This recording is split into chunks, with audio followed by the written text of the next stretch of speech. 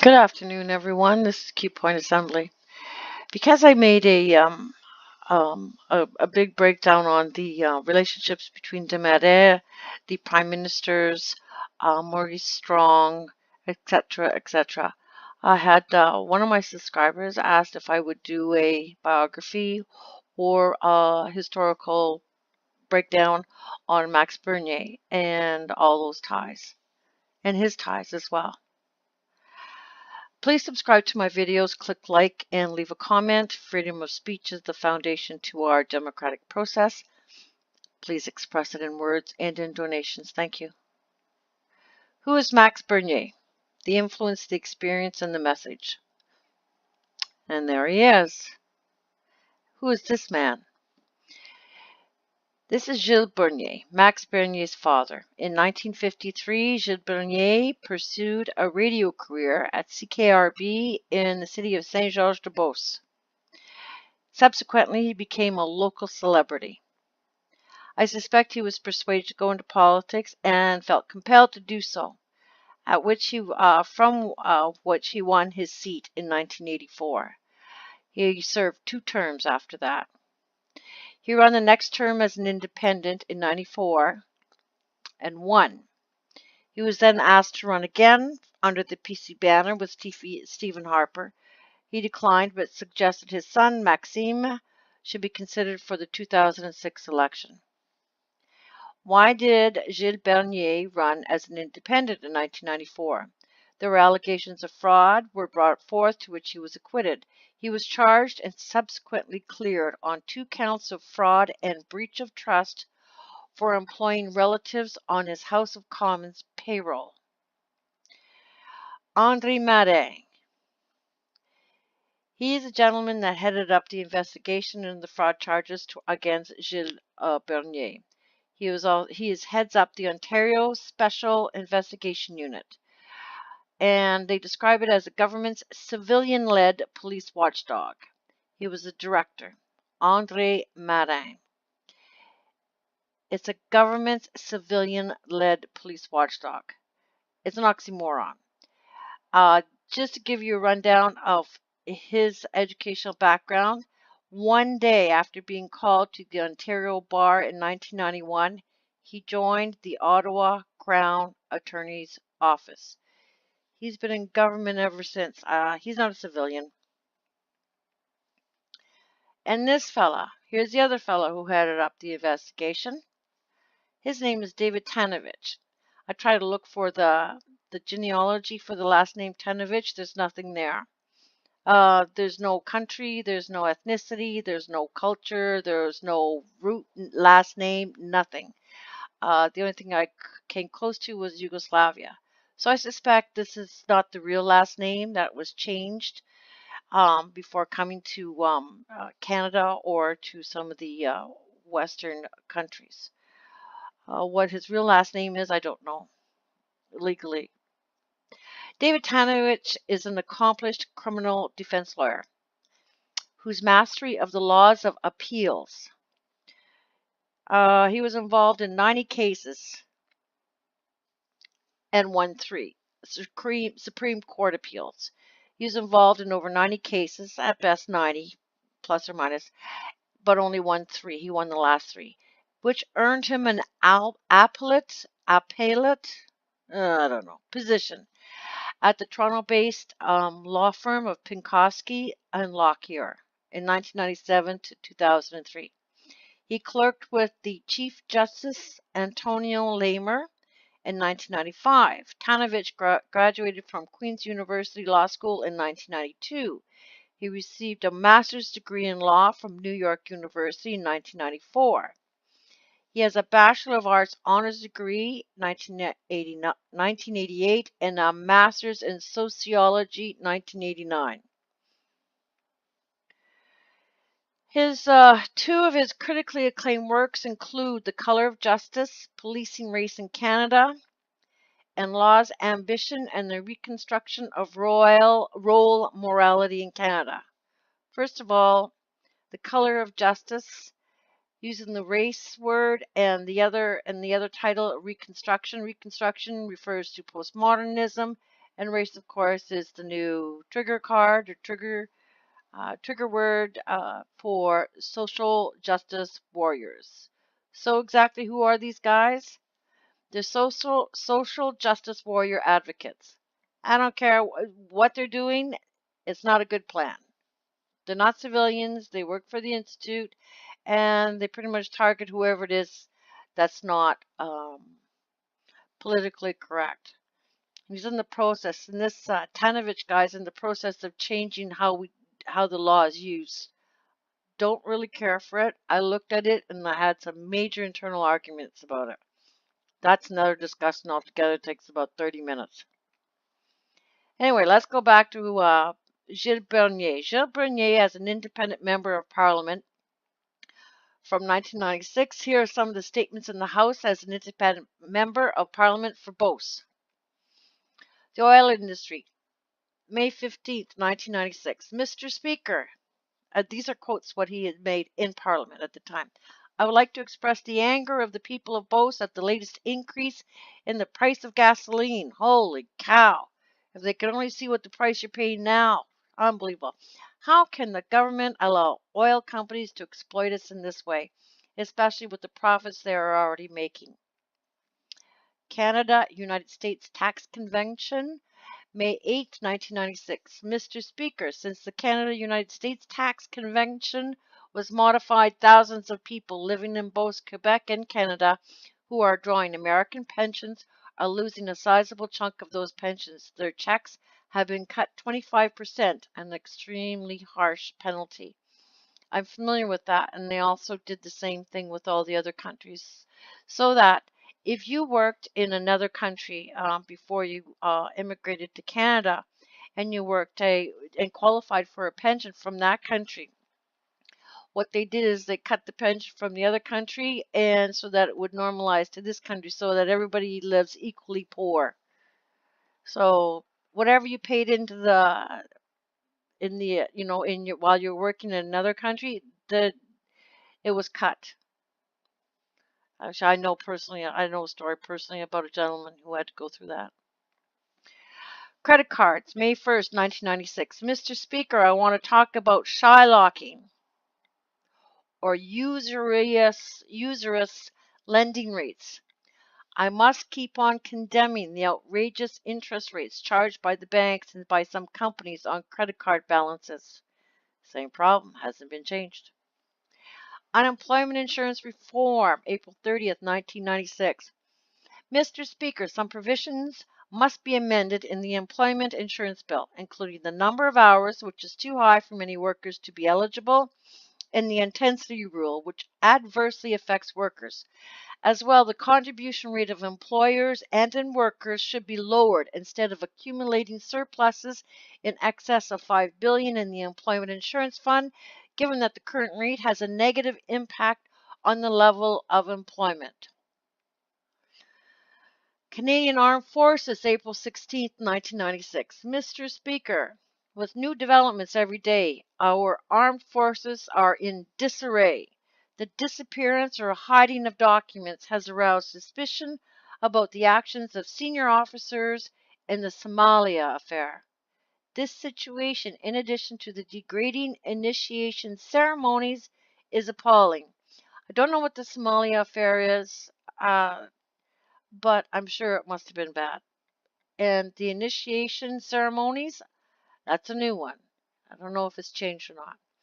On behalf of the people of the Beauce region, I demand that a thorough investigation be held so as to restore the public's right to know, and that sanctions be imposed on the senior officers involved.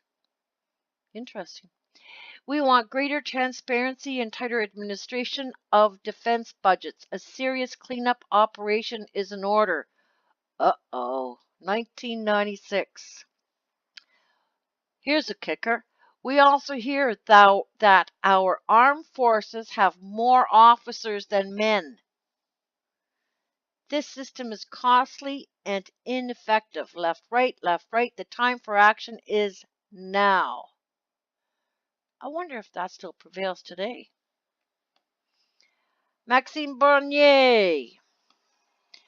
They can call me a fiscal conservative. They can call me a conservative who believes in freedom. They can call me reasonable libertarian. Call me anything you want. Call me Max. Call me Maxime.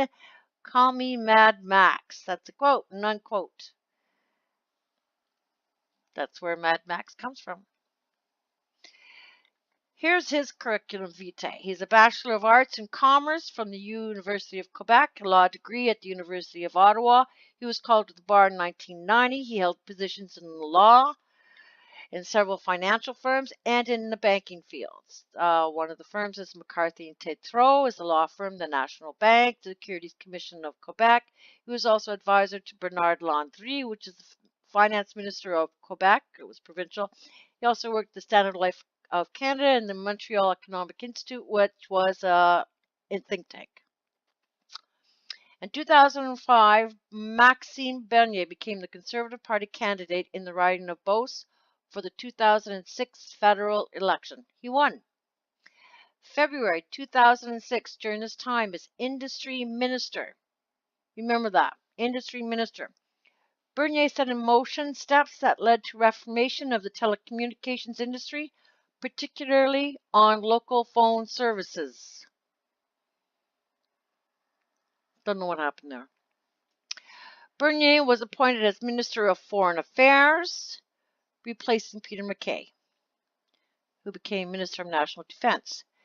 The rumor is that appointment had to do with preventing Bernier from pushing his personal views, such as opposing corporate welfare, farther as industry minister. Ministry of Industry, okay? The girlfriend scandal. I don't know if you know about it. Anyway, he inadvertently left a briefing book at the home of his girlfriend at that time, Julie Couillard. Very beautiful woman.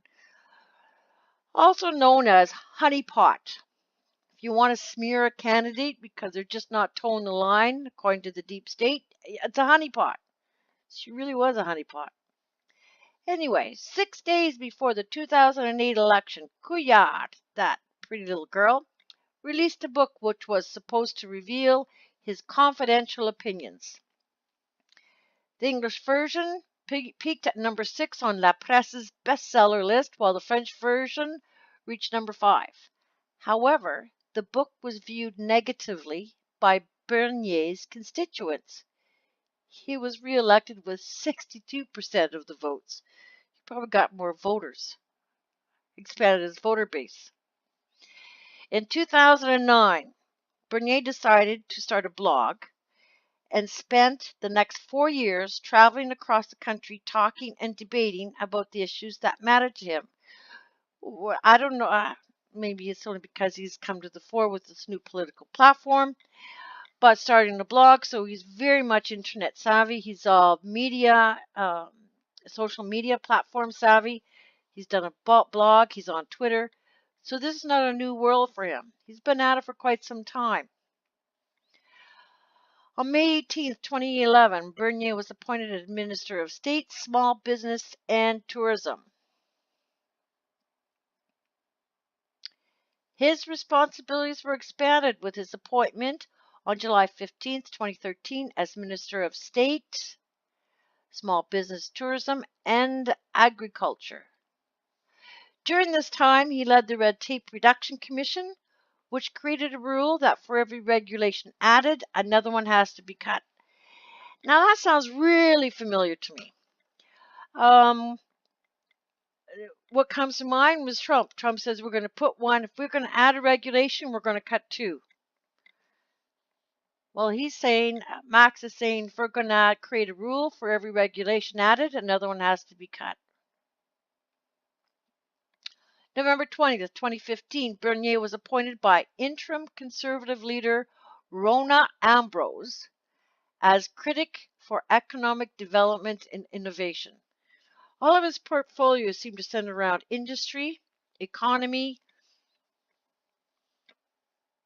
commerce. That's where his strengths are. On March 6, 2016, Bernier introduced a motion that would have required Bombardier executives to explain the reasoning for the federal government to bail them out. However, the governing Liberal Party of Canada blocked it. Right there, I like them.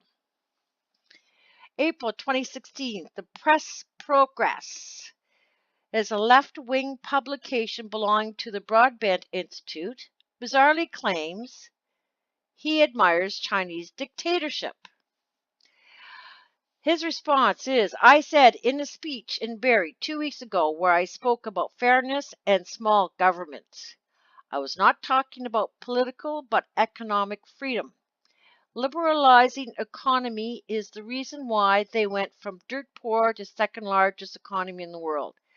Well, yes and no, that was true, except for they ended up importing just about every job from the United States into China and then put high tariffs on every product from United States into China, so high that it made it almost impossible to sell to their market base, and yet had a zero tariff base for exports into United States. So they really did liberalize the economy. If you want to put it on equal footing, China would be struggling still. They got a heads up, they got a hands up, they got a lift. But anyway, I appreciate it. He probably looking from a different perspective. On April 7th, 2016, Bernier filed his nomination to be a candidate in the 2017 Conservative Party of Canada leadership election. Purpose was to share his views and ideas around 4 principles of freedom, responsibility, fairness, and respect. He already started that for the filing his leadership candidacy of the Progressive Conservative Party. He finished second, and it was very, very close. We all know how that turned out, right? Somebody sold their soul to the devil, and it wasn't Max.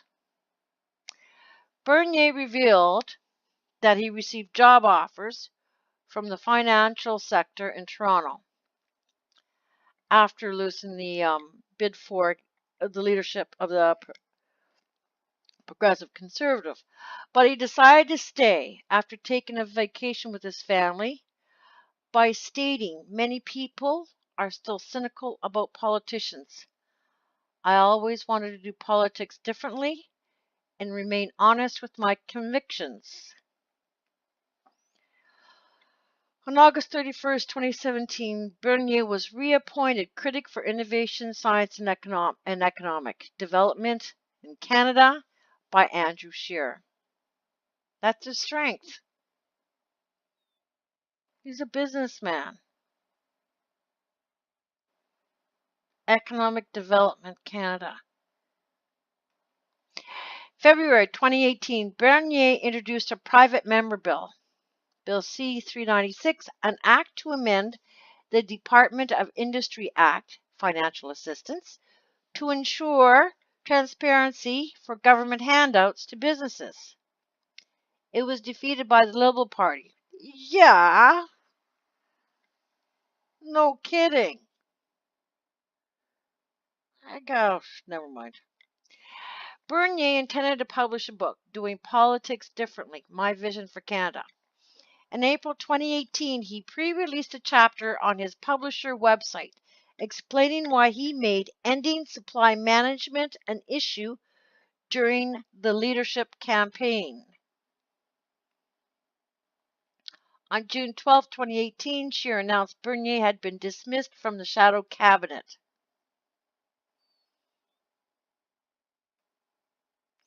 On August 23, 2018, he announced that he was leaving the Conservative Party with the intention of founding a new pan-Canadian political party. People's Party of Canada. He stated that his party is a coalition of people who are disenchanted with traditional politicians who say one thing one day and the other the next. It plans to advocate for smart populism, which Bernier defines as policies that are based on principles of freedom, responsibility, fairness, and respect, that speak for all Canadians and which do not appease special interest groups. Okay, so if you didn't catch it, he's been saying the same thing throughout his political career: freedom, responsibility, fairness, and respect. Transparency is obvious. He's looking at small government, is apparent. He hasn't changed his message. He's been faced with a lot of problems, a lot of pushback. They keep shuffling him around because he wants to do something right. Personally, the more they, the more they attack you, the more you're on target. So I think this guy, I mean, he's not the Trump. He's not bombastic. He's not out there. But this guy is the guy we should be looking at. The next thing we should also look at, because our political system is and our voting system is very different from the United States. We don't vote for a prime minister. We vote for a party. So I'm very, very much interested in finding out the people he has selected to represent and run in all the districts that he is going to for the federal election. This is going to be key. This is going to be incredibly, it's going to be the smartest thing. If we're looking at a whole bunch of key players and we're looking at top notch, right on, bang on kind of people, I think that might be the clincher right there. I think people are going to start turning around and saying, okay, this People's Party of Canada, this looks really, it has a lot of promise. We're really interested in integrity. And because he's holding fast to this particular, and this is his motto was responsibility, fairness, and respect, and principles of freedom. He's going to hold on to that motto. And if anybody falls short of it, he certainly is not going to bring them on board. So I think this is all a very good, indication. Um, is there anything that I mean, the only thing was that girlfriend thing, but the deep state always pulls off a honeypot, and obviously he was getting close to doing something correct, and they had to smear him, and that's what they do when you get good people. They always smear you. They did the same thing with his father, but his father held strong. So I guess we're going to have to see beyond the media, because the media is not painting a very good picture. They are distorting everything, all of his messages. So this is what Max Bernier sounds like. And he's the one that coined the phrase Mad Max himself. Please subscribe to my videos, click like, and leave a comment. Since all opposing views to the mainstream media is banned and stripped from monetary platforms, I do beg you to consider giving a small donation through e-transfer. Yes, this is a Canadian girl. Remember, freedom of speech is the foundation to our democratic process. Please express it in words and donations. Thank you. This channel is also on Bitchute. Thank you very much. If you've gone this far, I hope I've given you enough information. You need to learn more. I'm sure there's some information out there. Don't do mainstream media. They're not going to give you the right story. I hope you get a good picture of who Mad Max is and how the apple does not fall far from the tree.